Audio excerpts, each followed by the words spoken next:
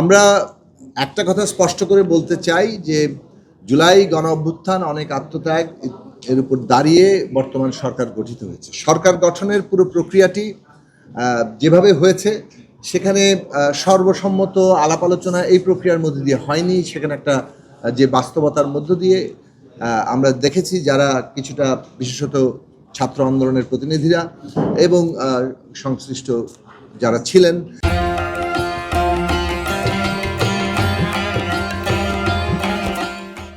তারা এই সরকারকে, অন্তর্বর্তী সরকারকে বিদ্যমান সংবিধানের কাঠামোর মধ্যেই কিন্তু গঠন করেছে।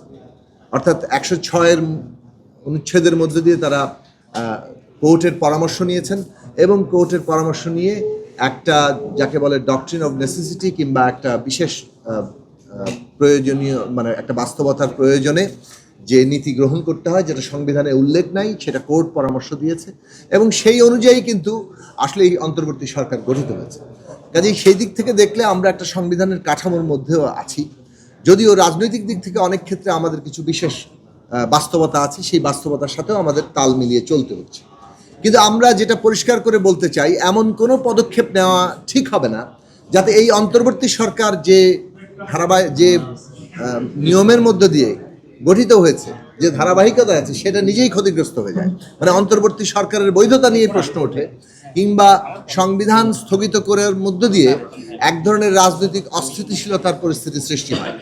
এইটা আমরা সকলকেই বলবো যে সচেতন সতর্ক থাকা দরকার, যাতে করে আমরা এমন কোনো জায়গায় না যাই যেটা আমাদের জন্য বিপজ্জনক খাত তৈরি করতে পারে। এখন যেভাবে প্রস্তাবটা করা হয়েছে, কনস্টিটিউশনাল অর্ডার দেওয়া, একটা অন্তর্বর্তী সরকার যে নিজেই একটা সাংবিধানিক কাঠামোর মধ্যে আছে, তারা একটা কনস্টিটিউশনাল অর্ডার কায়েম করতে পারে কিনা এইটা একটা প্রশ্ন হিসেবে এসছে। এবং এই কনস্টিটিউশনাল অর্ডার কায়েম করে তাকে গণভোটে নিয়ে যাওয়া, এরও কিন্তু কোনো সাংবিধানিক ব্যাখ্যা নেই।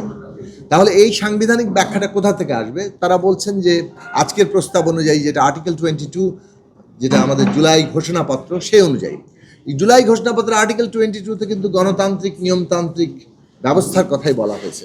ফলে সেই গণতান্ত্রিক নিয়মতান্ত্রিক ব্যবস্থার মধ্যে আসলে বাস্তবত এইরকম একটি কনস্টিটিউশনাল সাংবিধানিক একটা অর্ডার এবং যেটা গণভোটে যাবে, যেটার কোনো বিদ্যমান সাংবিধানিক ব্যাখ্যা নেই।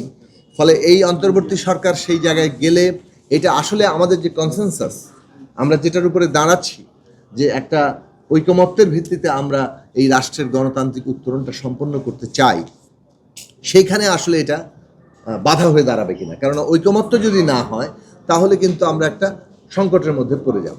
ফলে আমরা মনে করি না যে আমাদেরকে এমন কোনো পথ নেওয়া উচিত যেটা মনে হবে যে আমরা পারস্পরিক শক্তির পরীক্ষায় অবতীর্ণ হচ্ছি এবং সেই শক্তি পরীক্ষার মধ্য দিয়ে আমরা আসলে আমাদের রাজনৈতিক কর্তৃত্বটা কায়েম করতে যাচ্ছি। সেইটা অনিবার্য সংঘাতের দিকে নিতে পারে। ফলে আমাদের দিক থেকে আমরা গত বৈঠকেও প্রস্তাব তুলেছি, আজকের বৈঠকেও আমাদের মূল বক্তব্য এটাই যে সময়টা বর্ধিত করা হয়েছে, এই সময়ের মধ্যে অনেকগুলো প্রস্তাব আছে। আমরা রাজনৈতিক দলগুলো এবং দেশের অন্যান্য স্টেক হোল্ডাররাও তারা পারস্পরিক আলাপ আলোচনা করে যথাসম্ভব একটা ঐকমত্যের জায়গা আমরা পৌঁছাই, কিভাবে এই যে আমাদের জুলাই সনদ সেটা বাস্তবায়ন হবে। সেই ঐকমত্যের পথটাই গণতান্ত্রিক উত্তরণের পথটা তৈরি করবে। শান্তিপূর্ণভাবে আমরা একটা জায়গায় পৌঁছাতে পারবো, নির্বাচন হবে এবং তার মধ্য দিয়ে জনগণের ক্ষমতা প্রতিষ্ঠিত হবে এবং জনগণের হাতে ক্ষমতা ফিরবে। এই জায়গাটা খুব অবশ্যই জনগণের হাতেই ক্ষমতা আছে বলে আমরা মনে করি। বর্তমান সরকারও জনগণের অভ্যুত্থানের আগে কিন্তু একটা নির্বাচনী প্রক্রিয়ার মধ্যে দিয়ে যে গণতান্ত্রিক ব্যবস্থায় প্রবেশ করা, সেই প্রক্রিয়াটার কথা আমরা বলছি। এখন এখানে ঐকমত্যের জায়গা তৈরি করার জন্য যথেষ্ট সময় আছে। আমরা ইতিমধ্যে উদ্যোগ নিয়েছি, বিভিন্ন রাজনৈতিক দলগুলোর সাথে আমরা কথা বলছি এবং সেই কথা বলার মধ্য দিয়ে আমরা আশা করি যে একটা ঐক্যবদ্ধ জায়গায় আমরা পৌঁছাতে পারব। না এমন কোনো কিছু যেটা হচ্ছে যে একটা হচ্ছে ঐকমত্যের ভিত্তি নয়, মানে ঐকমত্যের ভিত্তিতে হচ্ছে না, এমন কোনো কিছু যেটা আসলে বর্তমান সরকারের বৈধতাকে প্রশ্নবিদ্ধ করে, অথবা সংবিধানের স্থগিত করা, অথবা সংবিধানের উপরে কোনো একটা সুপ্রা কিছু চাপিয়ে দেওয়া, যেটা আসলে একদিকে সাংবিধানিক সংকটের জায়গা তৈরি করতে পারে, অন্যদিকে হচ্ছে এটা ঐকমত্যকে ভেঙে দিতে পারে। ফলে এইটা আমাদের জন্য রাজনৈতিকভাবে সংকটজনক হবে এবং আমরা যেটা আমরা বারবার বলছি একটা বিপজ্জনক খাদের দিকে আমরা অগ্রসর হব, সেটা আমরা কোনোভাবেই চাই না, এবং সেই জায়গাটা আমরা সকলেই সচেতন থাকবো, সেই আহ্বান আমরা জানাই। না, ওই অঙ্গীকার নামার জায়গাটাতে আমরা ইতিমধ্যে আমাদের লিখিত প্রস্তাব দিয়েছি। সেইটা আশা করি যে এমন কোনো বড় মানে বিরোধ কিংবা মতপার্থক্য তৈরি করবে না। আমরা মোটা দাগে ইন প্রিন্সিপাল ওটার সাথে একমত। আমরা এরকমটা না যে আগামী পার্লামেন্ট কিংবা আগামী কোনো কিছুই বাইন্ড করে দেওয়া যে এটা করতে পারবে না, ওইটা করতে পারবে না, সেটার আমরা পক্ষে নই।